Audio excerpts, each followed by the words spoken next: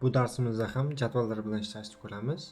Qaranglar, bizda bitta bazamizda bor, ya'ni maktabmi yoki bo'lmasa boshqa tashkilotmi, o'shani ma'lumotnomasini Wordda qilishimiz kerak, jadvalini. Jadvalda to'liq ma'lumoti va yonida rasmi turishi kerak.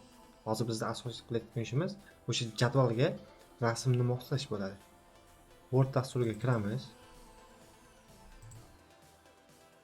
Ism, familiya, tug'ilgan yil, tug'ilgan joyi va rasmi. 4 ta satr qilsak, ustun qilsak, mana 7 bo'ldi. Endi numerovka qo'yib qo'yamiz.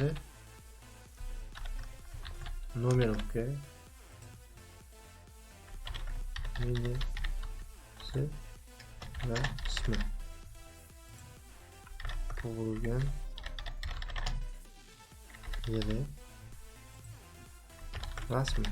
Sizlar buni xohlagandek o'zlaringizga moslab olsalaring bo'ladi. Men shunchaki qisqa qilib ko'rsatib ketyapman.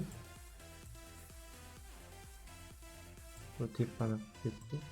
Buni to'g'ri qo'yamiz. Mana buni o'zini bunday qilib o'zgartirsak bo'ladi. Bunday qilib o'zgartirsak bo'ladi. Bo'ladi, mana shuni to'g'ri ketek. Bir qabul yozamiz. Tug'ilgan yili to'g'ri yozamiz. Mana shunday qilib yozib qo'yamiz. Endi rasm. Вставкаga kiramiz, ryumkani tanlaymiz, rasmimizni tanlaymiz, qo'yamiz. Ko'rganimizdan katta bo'lib ketdi, buni ichroq qo'ysak ham bo'ladimi?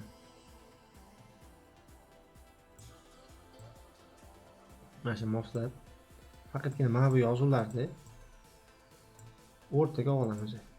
Mana bu o'rtaga olsak, buni ham o'rtaga olib qo'ysak bo'ladi. O'rtaga olib qo'ysak bo'ladi. Ko'rganimizdan rasmni jadvalimizni ichiga bemalol joylashtiramiz. Xuddi sizlar ham xuddi shunday joylashtirib chiqsalaring bo'ladi. Mana buni bunday to'g'rilab qo'yib,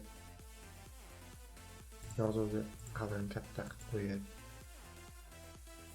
Endi bu jadvalga men sizlarga hozir rasm qo'yishni ko'rsatdim. Sizlar shunday rasm qo'yib olib, jadvallaringni yanada takomillashtirsalaring bo'ladi. Bular qisman sizlarga misollar qanday ishlatishligi haqida.